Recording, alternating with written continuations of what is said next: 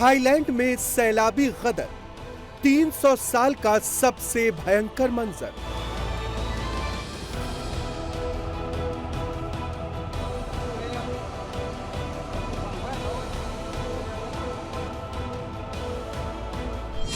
Indonesia में landslide, मौत लाई आसमानी तबाही।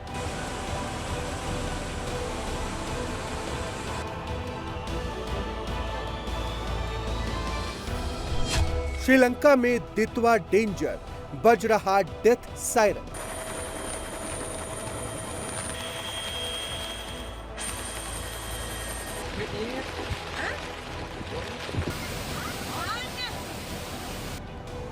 दुनिया के 3 देश इस वक्त कुदरत के रौद्र रूप की गिरफ्त में हैं। थाईलैंड, इंडोनेशिया और श्रीलंका में तूफान और सैलाब का ऐसा अटैक हुआ है जैसा पिछले 300 साल में भी देखने को नहीं मिला था।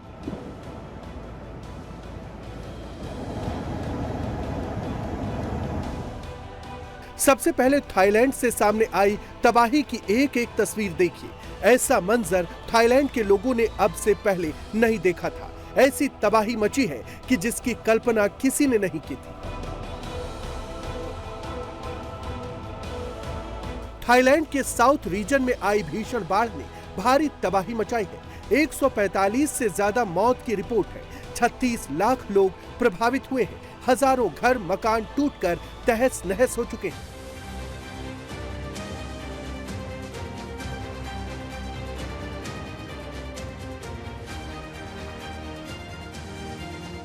सैलाबी अटैक के बाद सेना को उतारा गया है। घरों को कनेक्ट करने के सारे रास्ते डूबे हुए हैं। ऐसे में छतों को तोड़कर लोगों को निकाला जा रहा है। हेलीकॉप्टर से एयरलिफ्ट करवाया जा रहा है।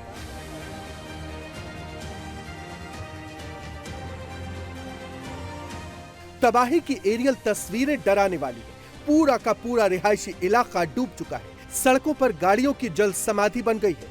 जिन रास्तों पर गाड़ियां चलती थी वहां नदी का प्रचंड प्रहार फूट रहा है। थाईलैंड के लोगों ने अब तक ऐसा सैलाब नहीं देखा था। पानी के प्रहार से थाईलैंड के 12 प्रांत खंड खंड हो चुके हैं। लग्जरी गाड़ी और कबाड़ में कोई अंतर नहीं बचा है। सैलाबी अटैक से घर मकान दुकान गाड़ियां सब तहस नहस हो चुकी है। कारें उल्टी पड़ी हुई हैं, एक दूसरे के ऊपर चढ़ी हुई नजर आ रही है। बाढ़ की वजह से दक्षिणी थाईलैंड का नक्शा ही बदल चुका है। अभी भी हजारों लोग फंसे हैं। सड़कों पर यातायात रुका हुआ है। टूटी हुई सड़कें, गिरे हुए बिजली के खंभे, लोगों का बिखरा हुआ सामान ये बताने के लिए काफी है कि सैलाब ने किस कदर हाहाकार मचाया है। थाईलैंड में सैलाब से बचने के लिए लोग पलायन कर रहे हैं। 36 लाख की आबादी सीधे प्रभावित हुई है। 12 लाख लोग घर मकान छोड़कर सुरक्षित जगहों पर पहुंचाए गए। मौत का आंकड़ा लगातार बढ़ रहा है।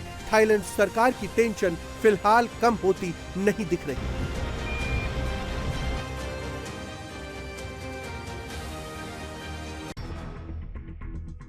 इंडोनेशिया से आई तबाही की भी ग्राउंड रिपोर्ट दिखाएंगे, लेकिन उससे पहले पड़ोसी देश श्रीलंका से सामने आई बर्बादी की तस्वीरें देखिए। श्रीलंका में दितवा तूफान के गदर से हालात भयंकर हो चुके हैं। श्रीलंका में तूफानी बवंडर के चलते अब तक 100 से ज्यादा लोगों की मौत रिपोर्ट है। आर्मी को डिप्लॉय किया गया है। हेलीकॉप्टर की मदद से फंसे हुए लोगों को निकाला जा रहा है। अलग अलग इलाकों में लोग फंसे हुए हैं। आने जाने के रास्ते ब्लॉक हैं। सड़कों पर दरिया बह रहा है। ऐसे में सिर्फ हवाई मार्ग से ही लोगों की जान बचाने का विकल्प रेस्क्यू टीमों के सामने है। लगातार हेलीकॉप्टर इन इलाकों में उड़ान भर रहे हैं और लोगों को रस्सियों के सहारे निकाला जा रहा है।